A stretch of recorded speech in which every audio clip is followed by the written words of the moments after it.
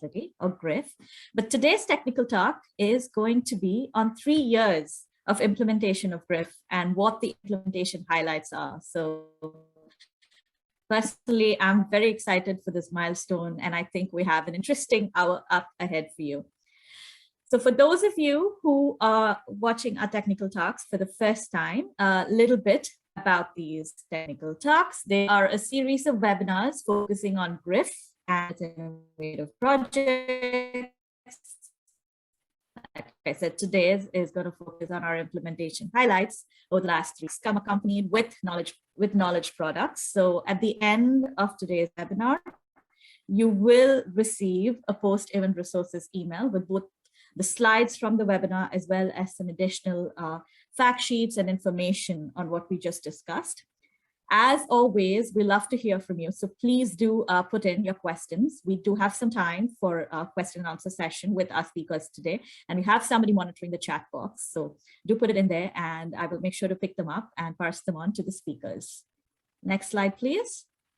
All right, a little bit of the structure for today's webinar.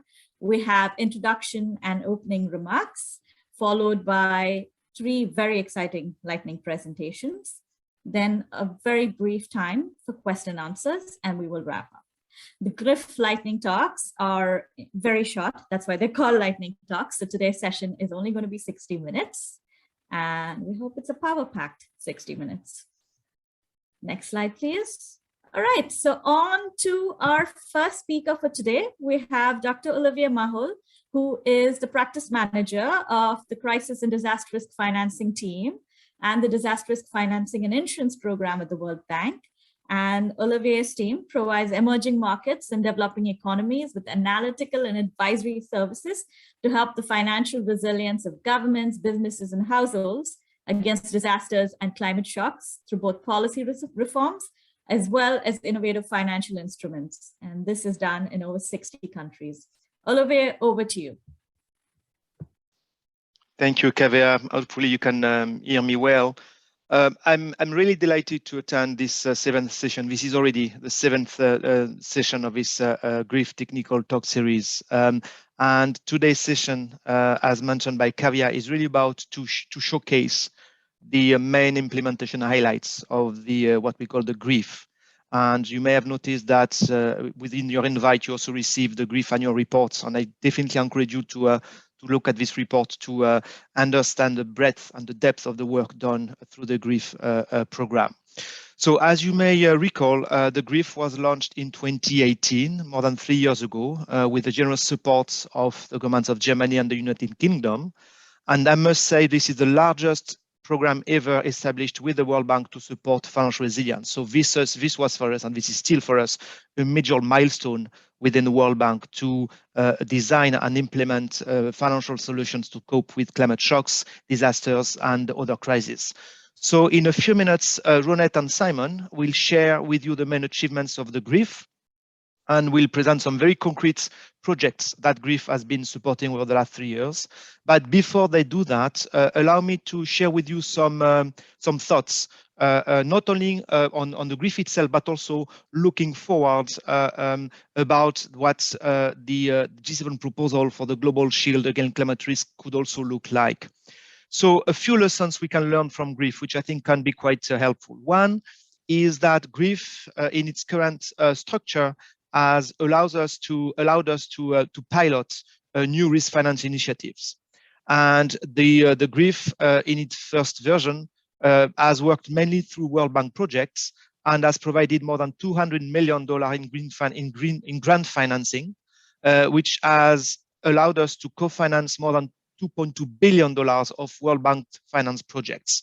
So this was really an opportunity to, I would say, leverage the World Bank portfolio and to make sure that we can plug risk finance components in projects in the World Bank focusing on resilience. But also to highlight that beyond climate shocks and disasters following the COVID-19 crisis, the GRIF has been flexible enough also to quickly shift its pipeline and also to be able to address some of the challenges faced by countries related to COVID-19. The second point I like to make is the need, again, to keep working on integrated financial packages. which is quite important for countries. We know that it does take time. We know that it does require a long-term commitment, but this is what we think the future of financial protection when it's fully embedded within project, but also within the overall institutional framework promoted by the countries. The third point I like to make is what we also learned from GRIF is that this model can be expanded, can be replicated, ideally with other implementing entities.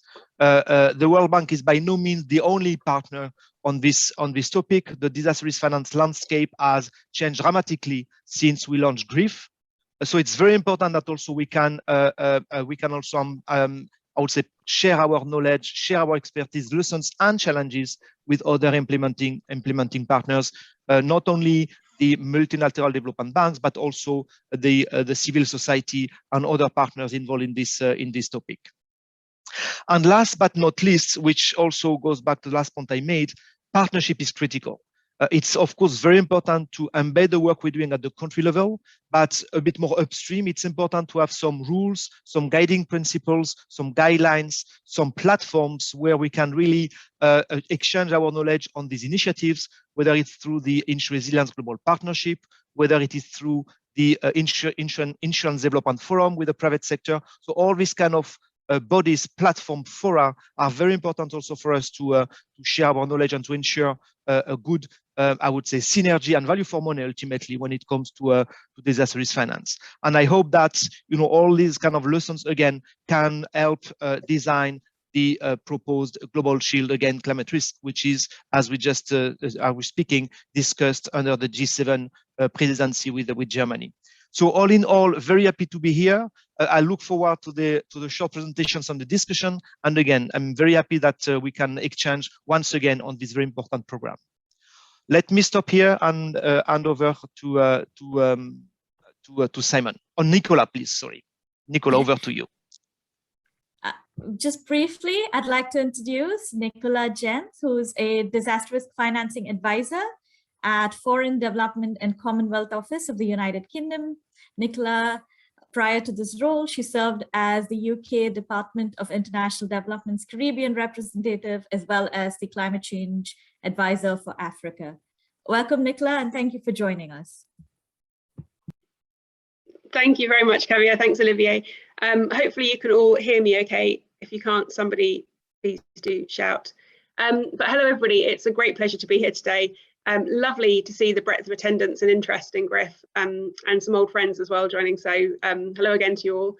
The video, I hadn't seen that video before, but that really said it all. A world made better and safer with disaster risk finance. That's what we're all about. That's what GRIF's about. So I was really pleased to see the annual report for 2021, setting out some of the work to date, setting out some of the innovations and achievements, and also, as Olivier mentioned, kind of looking to the future. I can't actually believe that GRIF is over 3 years old already. It seems to have gone very fast. As Olivier just mentioned, GRIF's received now over $240 million from Germany and the UK, and programmed over $150 million of that already for 13 projects, as well as scoping grants. And the leverage, though, is extraordinary. Again, Olivier mentioned $2.2 billion worth of co-financing of World Bank projects. That's extraordinary leverage. It's very exciting, building in shock responsiveness into areas like social protection, the financial sector and financial resilience, things like backstopping micro, small and medium-sized enterprises, for example, to withstand shocks, disaster protection, things like flood protection in Bangladesh, the new catastrophe bond that launched this year for Jamaica, well, last year now, I guess it is, transferring $185 million worth of hurricane risk to the private sector over 3 years, new work for pastoralists in East Africa, and new global public goods analytics, and also innovations like the direct capacity building project agreed this year, which will actually second in experts to help deliver GRIF work in country, and ensure they're plugged into a global network of expert mentors and support that really build that ecosystem of disaster risk finance for country governments. So, as Javier mentioned, this is the 7th technical talk, and over the past 3 years, obviously GRIF has learnt and has been learning and sharing that learning. And these technical talks have reached, I think, hundreds and hundreds now of practitioners worldwide. And looking forward to that continuing as the work this year.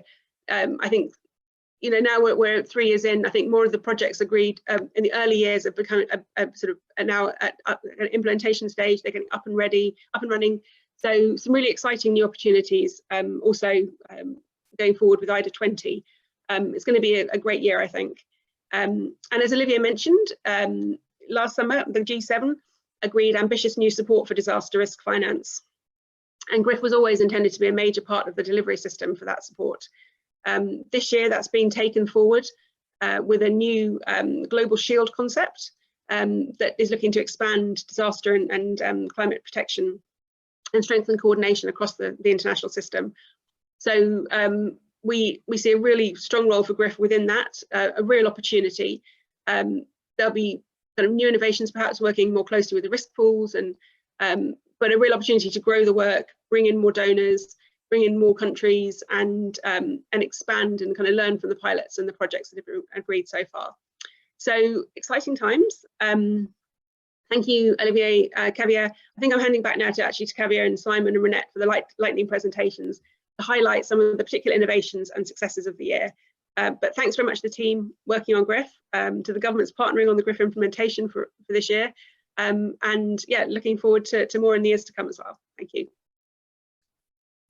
Thank you so much, Nicola. And I am going to now hand over to two speakers who are going to do the first part of the lightning presentation. So we have Ronette Jordan, who's a disaster management specialist at the Global Facility for Disaster Reduction and Recovery, GFDRR. This is housed at the World Bank Group and supports mainstreaming of disaster risk management in developing countries through policies and investment programs. Following Ronette is going to be Simon Hagemann, who is a financial sector specialist at the World Bank's Crisis and Disaster Risk Financing Global Team.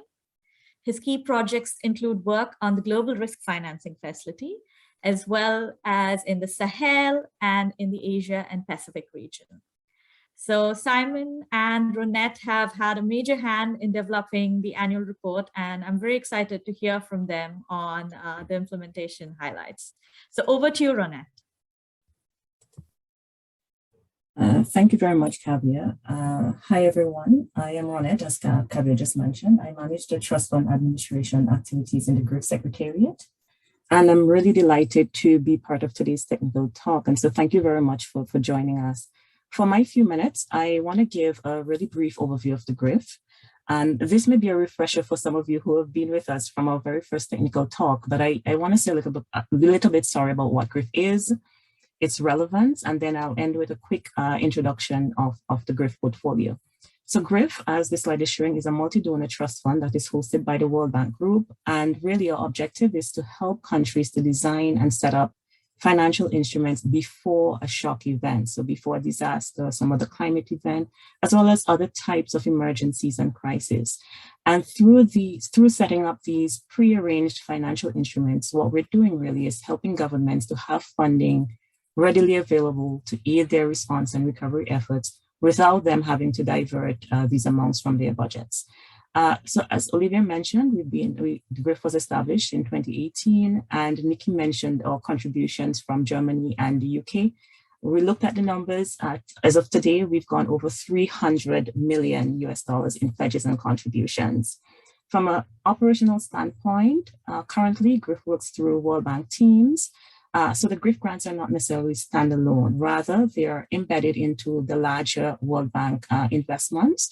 And Olivia mentioned on leveraging of the World Bank projects up to 2.2 billion. So this makes sure that the GRIF finance instruments are linked to the broader risk management frameworks of countries, but not only that they are linked to existing financial systems. That way, the GRIF instruments are not just providing one-off support, but we're really making sure that the solutions are sustainable. Next slide, please. So let's talk a little bit about the need for GRIF, its relevance. We know a couple of things from our experience. We know that over the last 2 decades or so, there has been a growing awareness and demand from governments and communities to have financial planning be made in preparation for natural disasters and emergencies, so ex ante. But when we look at the numbers, we see that the uptake is low. And this is so for a couple of reasons. First, it's costly to set up the RF, disaster risk financing instruments. And when the countries already have scarce budgetary resources, the cost can in fact be prohibitive. Second, they're very risky to set up, and especially when a country is trying it for the first time, or when the context is fragile. So in FCBs, it's really risky to put DRF instruments in place. Third, it's difficult, and particularly when countries have limited expertise to design and implement sophisticated DRF solutions. And fourth, there's often lack of political incentives to save now for future emergencies. And it's hard to convince a politician really to plan for something that is beyond his 5-year term. So this is where GRIF comes in. GRIF provides the seed capital and technical support that allows countries to overcome these challenges that I just mentioned and really enhance the uptake of risk finance and insurance solutions. And because we require co-financing of instruments by the countries, there is also political ownership. For example, in our projects in Mozambique and Jamaica, both of these countries use part of their World Bank concessional envelopes, their IDA and IBRD envelopes to co-finance their instruments. And that demonstrates really clear political commitment that will also increase the likelihood that the instruments are sustainable. But GRIF is not just lowering the financial and technical barriers and creating access for countries. By piloting these innovative DRF solutions, we're also creating a demonstration effect, and Nikki hinted to this, not just for the countries who are benefiting, but for others who are watching. And when our GRIF projects are successful, they prove viability, they prove effectiveness, and that incentivizes others to participate and engage. So for example, this past year, GRIF helped the Red Cross Red Crescent Climate Center to develop the first ever impact-based forecasting tool for floods in Indonesia. Now, other humanitarian agencies are also exploring how that new platform could also enhance their work. The Jamaica Cat Bond, which Naomi will talk about a little later, is also another good example. The Cat Bond, being the first of its kind for small states to fund its own Cat Bond, has now created interest in other Caribbean, small Caribbean countries. And there's, conversations around how they too can engage. But in addition to the capital support and the technical support and the demonstration that GRIF is doing, as Olivia mentioned, we're also helping to influence and contribute to the global DRF, the CBRFI agenda through our collaboration with partners, for example, under the Insure Resilience Global Partnership with entities like the IDF, etc. Next slide, please. So for my final slide, I want to just introduce us to the GRIF portfolio. You've been part of the technical talks and you've heard about individual projects, but I want to give you a visual of where we are. And the map shows our geographical coverage. We're showing here our country grants that are under implementation, as well as those that are in advanced scoping. And just looking at the graph, you'll see that we're engaged all across the globe through the country grants that are here, but also through our innovation investments or global public goods. And you'll hear more about that once Simon comes to speak. The GRIF investment pipeline covers now all regions, but of course, looking at the graph, you'll see that we emphasize the climate hotspots in Asia and Africa. And following that design, about 80% of the GRIF portfolio is in these two regions. But we also support a diverse range of instruments, ranging from shock responsive safety nets in Sierra Leone, for example, to sovereign risk transfer solutions in DRC, to supporting the cat bonds in Jamaica and Morocco. And these are also in a range of sectors, including some non-traditional ones like agriculture, which, by the way, has our largest share of awarded grants to date. So our objective really is to work across different countries, different sectors, regions, contexts, and to really pilot and demonstrate and then scale up the use of financial instruments. So this has just been like a teaser. Simon is going to provide a lot more details. I'll stop here and I'll invite then Simon to kind of unpack a little bit of what we've been able to deliver so far. Thank you very much.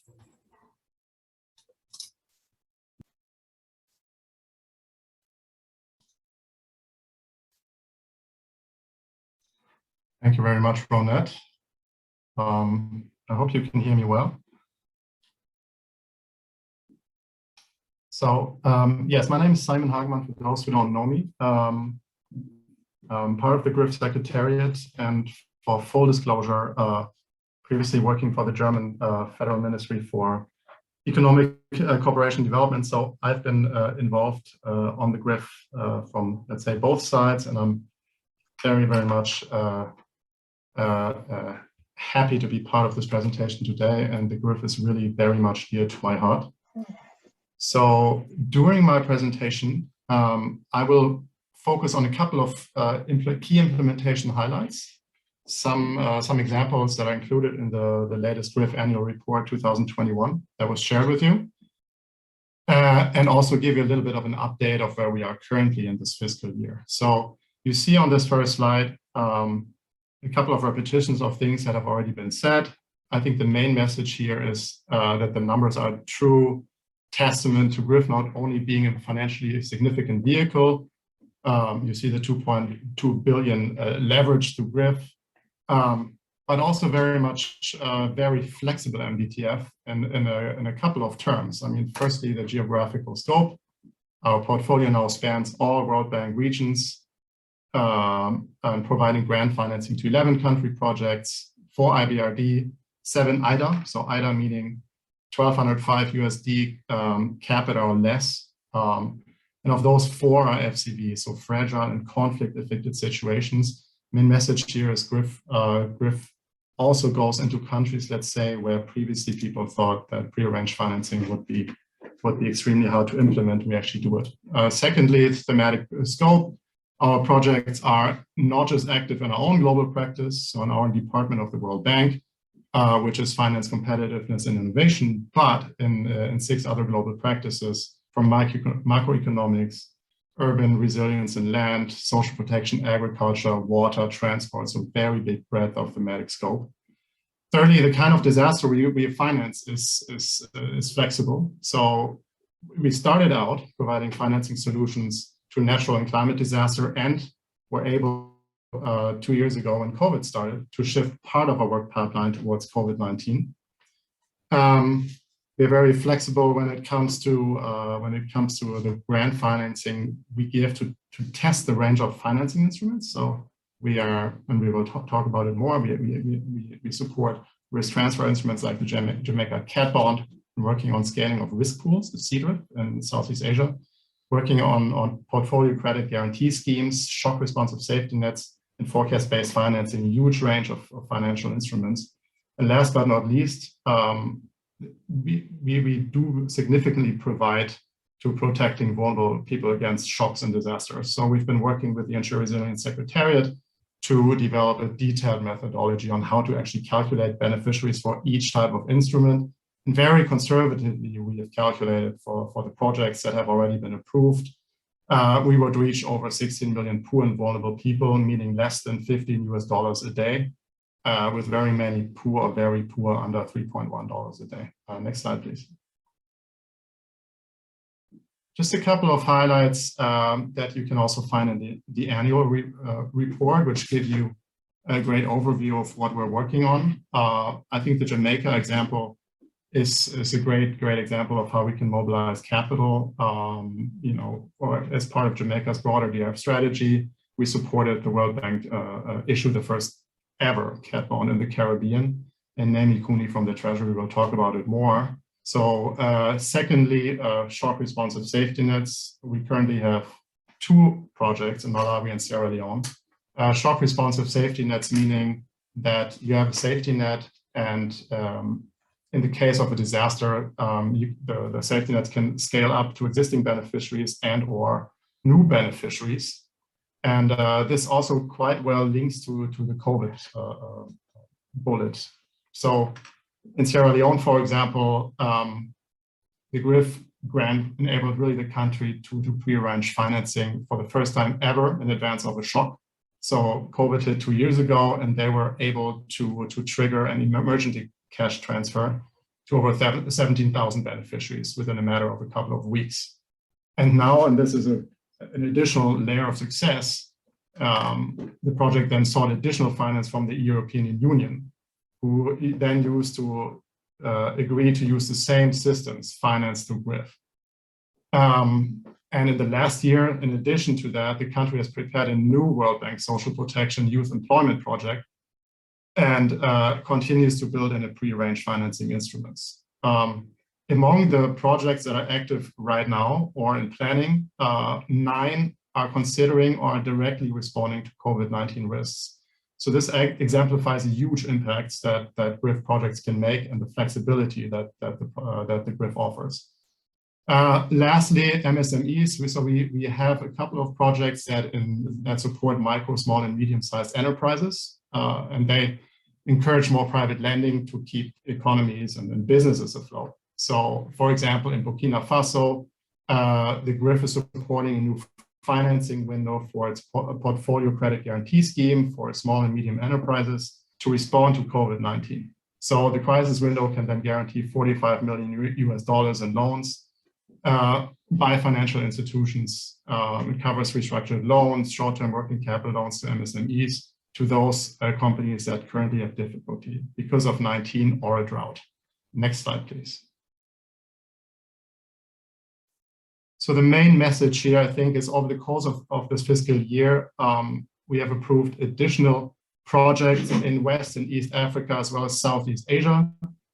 A couple of highlights, because I don't have the time to go in detail. And if you like, we can go in detail a little bit later. But in the Horn of Africa, for example, which is a huge World Bank project, GRIF is supporting a regional program that'll help scale up drought index insurance for farmers, for pastoralists in the Horn of Africa. So very poor countries.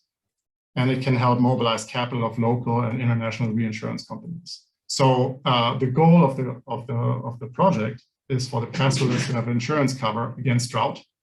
And when a drought occurs, for them to automatically receive a payment or a savings account. Lesotho is the second one, which was hot off the press, let's say. So in the past, we supported the government of Lesotho to develop the RF strategy and are now supporting its implementation. Lesotho does have a sovereign contingency fund. And what GRIF does, it will support the establishment of an MSME resilience window. So in the case of a shock, it has sufficient funds available to support these MSMEs, and the government doesn't have to engage in costly budget reallocation as it's doing now. A couple of scoping grants were also awarded. I don't think I have the time to go into them, but I think what's exciting, for example, in Laos, PD, GRIF, we are supporting the establishment of a shock responsive roads fund, and that fund will support improvements of the road fund to become more shock responsive. So we help with technical design, financial design, and mechanisms. You see, we have a couple of discussions as well, but I won't go into detail because we're currently in discussions. But I think the main message here is GRIF is continuing to expand its portfolio, even in, let's say, very, very difficult regions. Next one, please.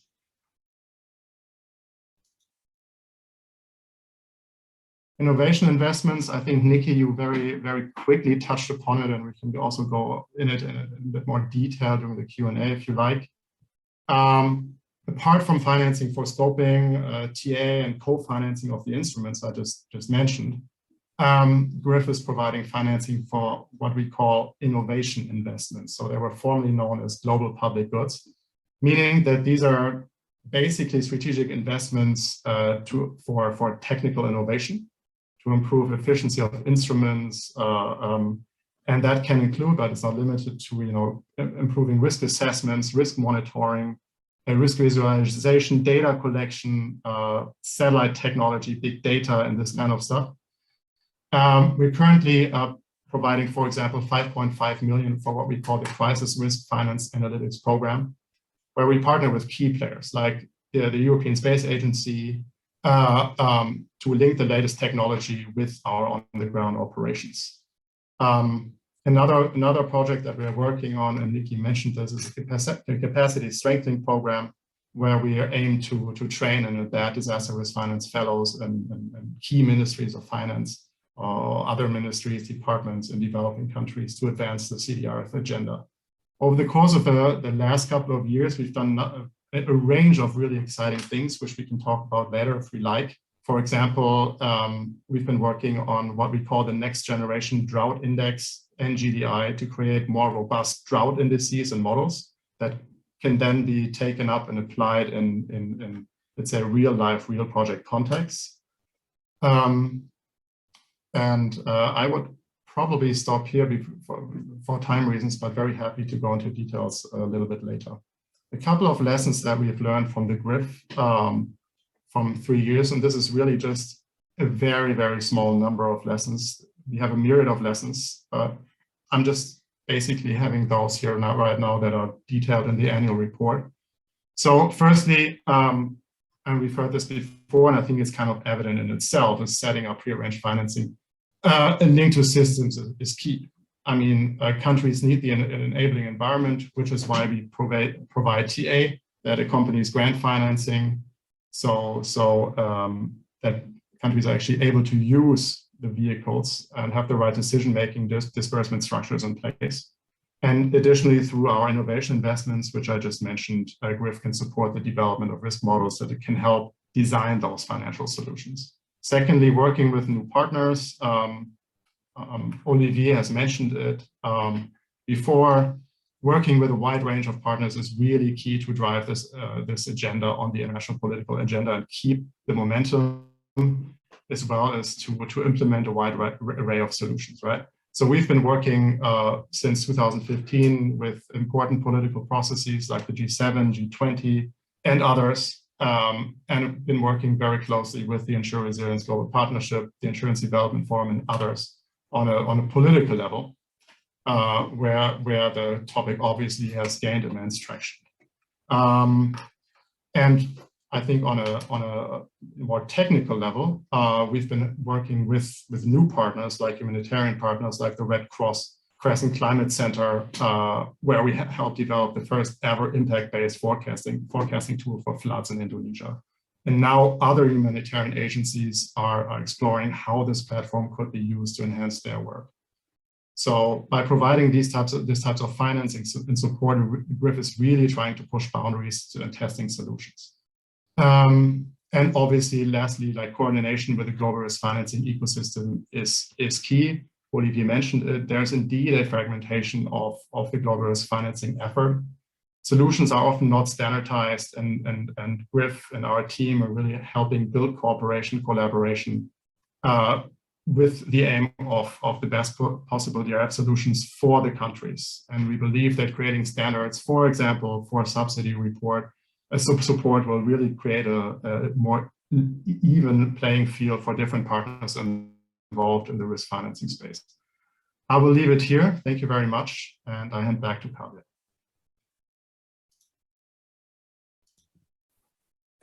Thank you, Simon and Ronette, for that high-level overview on 3 years of implementation highlights of GRIF. And now we're going to hear about a very interesting project, which is part of the GRIF portfolio, the Catastrophe Bond for Jamaica, focused on hurricane risk. And to present this project, we have Naomi Cooney, who is a senior financial officer in the Capital Markets and Investment Department at the World Bank Treasury.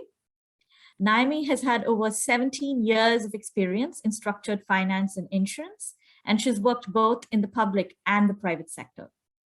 Naomi focuses on designing customized financial solutions and risk management transaction for client countries and emerging markets. So welcome, Naomi. We're very excited to have you with us and also interested to hear more about the project. Yeah, many thanks, Kavya. Good morning, good afternoon, good evening, everyone. It's really a privilege to be here and to be given, a couple of minutes to really highlight the success of the Jamaica catastrophe bond transaction, which I suppose with thanks to the GRIF helped protect Jamaica to close the protection gap. Let me start with sort of the background to this catastrophe bond transaction. Jamaica, as you all know, it's a small island state, and with that, the threat of disasters is real and it's extreme, and also climate change, and it has massive sort of looming impacts for Jamaica. If you think back to Hurricane Ivan in 2004 alone, the financial impact of that was, it cost around $350 million in damages to Jamaica. Jamaica began sort of a program of economic and fiscal reform in 2013, and that has been hugely successful. But despite, implementing a disaster risk financing strategy, the country still faced financing gaps, and particularly in relation to hurricane events. That risk financing strategy includes prearranged financial instruments like a contingency fund, a line of contingent credit, insurance from the Caribbean Catastrophe Risk Insurance Facility.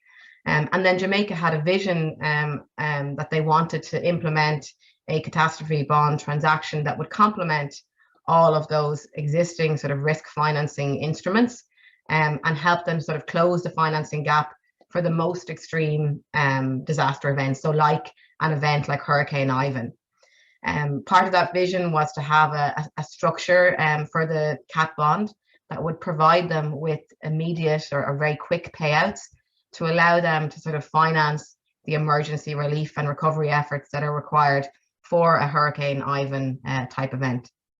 And thanks to the sort of generous support from the GRIF, there was just over $16 million of a grant from GRIF that helped them to finance the premium and transaction costs. And that was also supplemented by a $5 million grant from USAID. This sort of vision of Jamaica was came real when we implemented or issued the catastrophe bond for Jamaica in July last year. So next slide, please.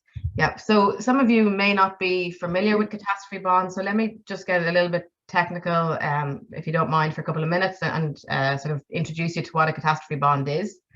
So a catastrophe bond is essentially a financial instrument that transfers catastrophe risk from a sponsoring entity, so in this case Jamaica, to bond investors in the capital markets.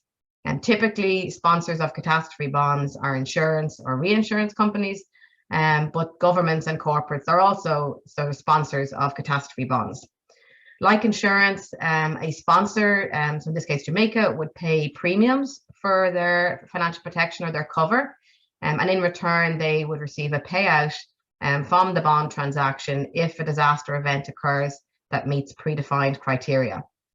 I always make the point that the catastrophe bond is not a debt obligation for the sponsoring entity, so this is not debt for Jamaica, and there's no obligation to repay the payout that they might receive from the catastrophe bond.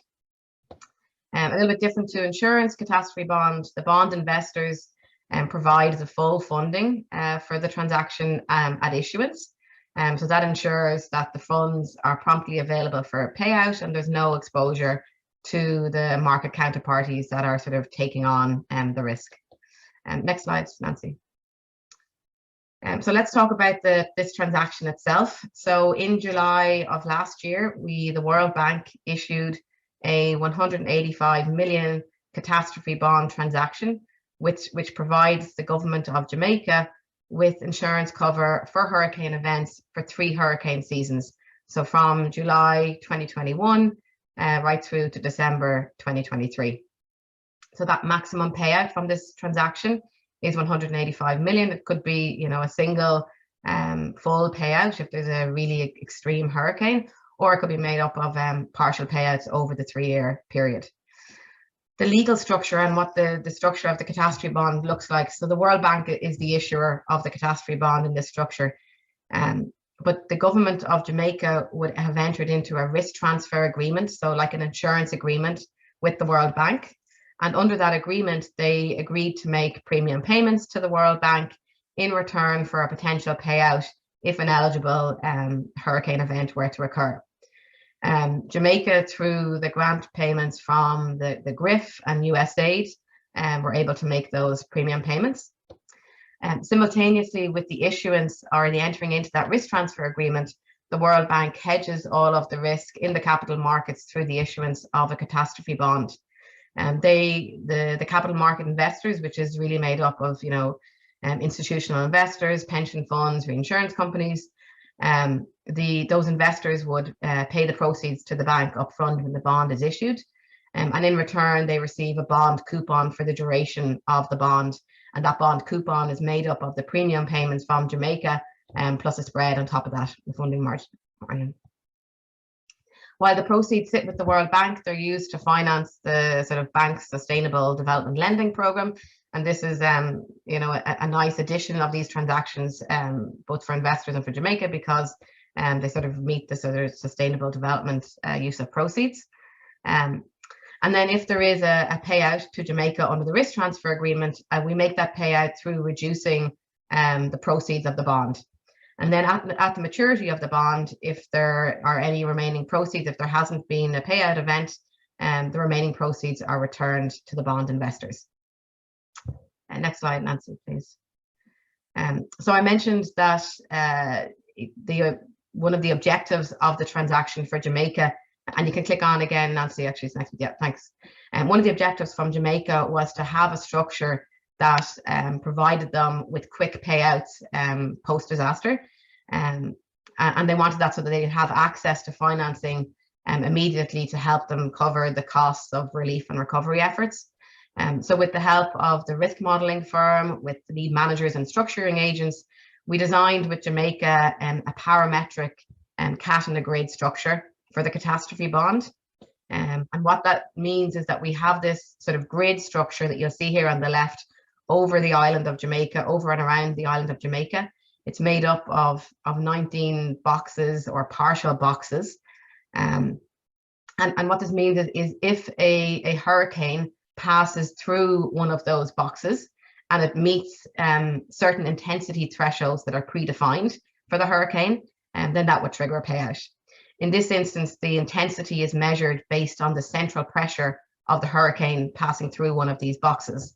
And different central pressures are defined for different boxes. So if you look at, the box that's over Kingston or the box that's over Montego Bay, they're a darker shade of red, and that's because they have a central pressure that's slightly higher, so that if there is sort of a hurricane of a greater intensity that passes through those boxes, it might trigger a payout, whereas the same hurricane might not trigger a payout that passes along the coast of Jamaica. So you want more protection sort of around the areas where you have your key assets and a lot of your sort of population. The payout structure has sort of two, as I said, there's two sort of central pressures or intensity thresholds defined, and that's so you can have a partial payout or a full payout. The partial payout is a 30% or a full payout 100%. And then if a hurricane passes through any of the boxes with a central pressure somewhere between those two levels, you'll have a payout sort of somewhere between those. So again, this allowed, because those central pressure of a hurricane is available within days of a hurricane event, and the track of the hurricane is available, then you're able to sort of, the calculation agent in the structure is able to determine whether or not a hurricane event would trigger a payout, and a payout can be made to Jamaica within weeks of event. Next slide, Nancy. So as I said, it was a hugely successful transaction, and I just wanted to highlight some of sort of the lessons learned and achievements of it. I suppose very important with all of these catastrophe bond transactions that we do is to have a political champion in the government, and also to have sort of key dedicated competent staff. And in the case of Jamaica, we were extremely fortunate to be working with Finance Minister Clark, who was really passionate and about making this vision for the catastrophe bond a reality. And he had a team of really competent and dedicated staff in the government of Jamaica who worked with us sort of throughout the process, both in terms of getting the support of donors, right through to sort of designing the structure and bringing it to market. Simon talked about collaboration and coordination with partners. This structure for Jamaica, while we built on sort of the lessons learned from previous transactions that we've done for Mexico and the Philippines and other countries, it really was a new structure for Jamaica. and I suppose Jamaica's first time sort of entering this market, and that required a lot of sort of coordination, collaboration, communication between Jamaica, between different parties in the World Bank, and also between donors and all of the external sort of private sector service providers that were helping to sort of structure and execute this transaction. Simon also mentioned about subsidies and the importance of having these sort of complement TA and being part of a comprehensive disaster risk financing strategy. And the GRIF and USAID funds really enabled Jamaica to take up sort of this potential protection from that is available from the capital markets to complement the other existing risk financing strategies that they have in place. And this success was acknowledged, and within a couple of weeks of the transaction being executed, Fitch Ratings, who's one of the lead credit rating agencies, recognized the transaction. It was picked up and reported in a special report by Fitch, where they highlighted how the transaction significantly strengthens Jamaica's disaster risk mitigation strategy. And that's really, important for Jamaica that it's being recognized in their credit risk assessments. Just last week, the transaction was announced as the winner of an award at the Trading Risk Award ceremony in London, as the winner of the Closing Protection Gap Initiative of the Year. So it's really a nice recognition for both Jamaica and for the GRIF of the importance of this transaction and the innovativeness of it in really helping Jamaica to close the protection gap. This isn't the end for Jamaica with this transaction, it's only the start. They're already thinking about, the potential renewal in 2 years' time, but not only for Jamaica, but also in bringing sort of their neighboring countries in the Caribbean along with them in sort of tapping into the capital markets to help build resilience. Let me stop there. I'm happy to answer questions during the Q&A. Thank you, Naomi, for that very exciting and interesting presentation. And we've had over 20 questions come in for the Q&A. We had a few come in with the registration, and actually quite a few on catastrophe bonds as you were speaking. So just to have that continuity, I'm going to pass the first question on to you, Naomi. And the question is, how have catastrophe bonds been issued elsewhere, and for what other disasters? How replicable are these in other country contexts? And we also have a different question, but related. How is the level of premium determined on cat bonds? Yeah, thanks, Kavya. So in terms of other sovereign cat bonds, the World Bank has been in this market since, or issuing catastrophe bonds since 2014.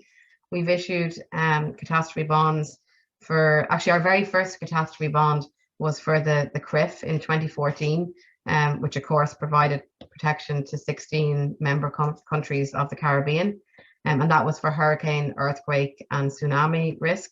And since then, we've issued a number of catastrophe bonds for Mexico for their earthquake and hurricane risk, also for Chile, Peru, and Colombia, and for the Philippines. In 2019, we did a catastrophe bond for them to cover, again, earthquake and hurricane risk. We also did an innovative transaction in 2017 for pandemic risk, which was the first catastrophe bond that brought pandemic risk for developing countries to the capital markets investors. So yeah, it absolutely is replicable. And as I said, Jamaica are already thinking about this and how to bring other Caribbean neighboring countries along with them to the market. And we'd be happy to support any sort of governments that are interested in pursuing this. But just, I suppose it's important to sort of also think about this. These really make sense when they're part of a broader risk financing strategy. A cat bond on its own isn't the only solution to building financial resilience, and they really make most sense when you're trying to protect against the most sort of extreme events like a Hurricane Ivan event that was to hit Jamaica. On your second point, or second question, Kavya, on the premium. So the premium is determined as a function of the expected loss of a transaction. So depending on the level of losses that you're trying to cover. And obviously will also depend on the sort of market conditions at the time of going to market. Yeah, let me leave it there.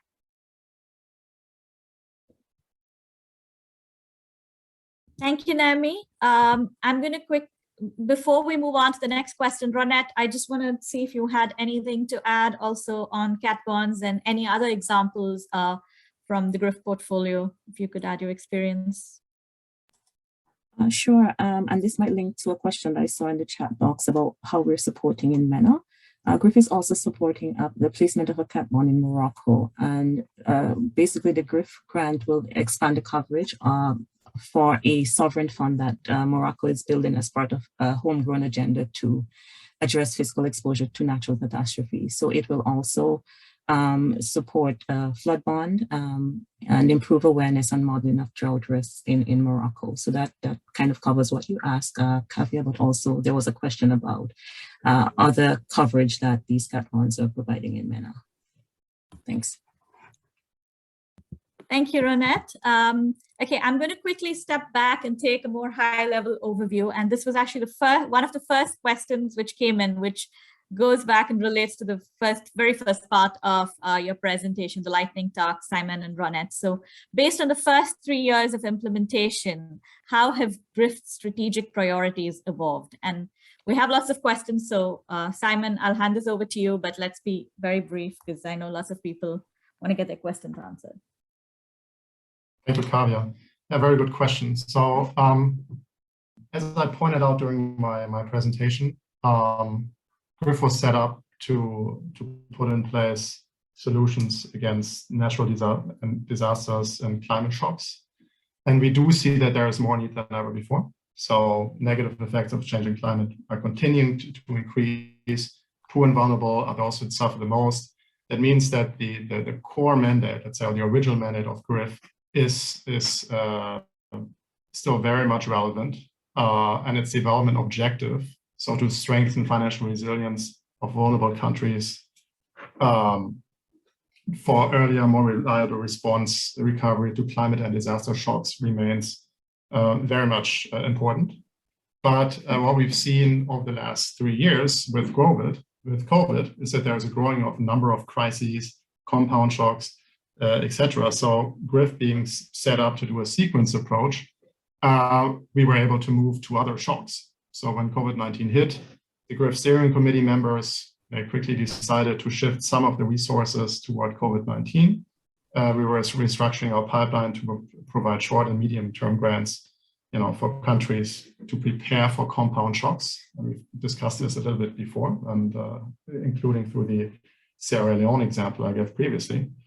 And the steering committee decided that they would give a number of small grants for analytical work, as well as big project grants, up to 15 million to co-financing operations for compound shocks. So I think this is one lesson learned over the last 3 years of implementation, that's good to have a very flexible vehicle that's able to respond to other shocks beyond, let's say, climate and natural disasters. Secondly, and this is something that we've touched upon before, is, the disaster risk finance space is evolving, and so could or potentially or will GRIF's priorities. We've mentioned that there's more players than ever before in the space, from the private sector, international organizations, etc. And thankfully, the current G7 presidency, Germany, is working towards a more global shield against disasters. To overcome, let's say, fragmentation, we're very much happy to increase our cooperation. We have been working very closely with a wide range of actors to increase collaboration. But we also stand ready to, let's say, to work more towards standardization of practices. I think one question in the chat box was asking about premium subsidies or premium support, as it's widely called.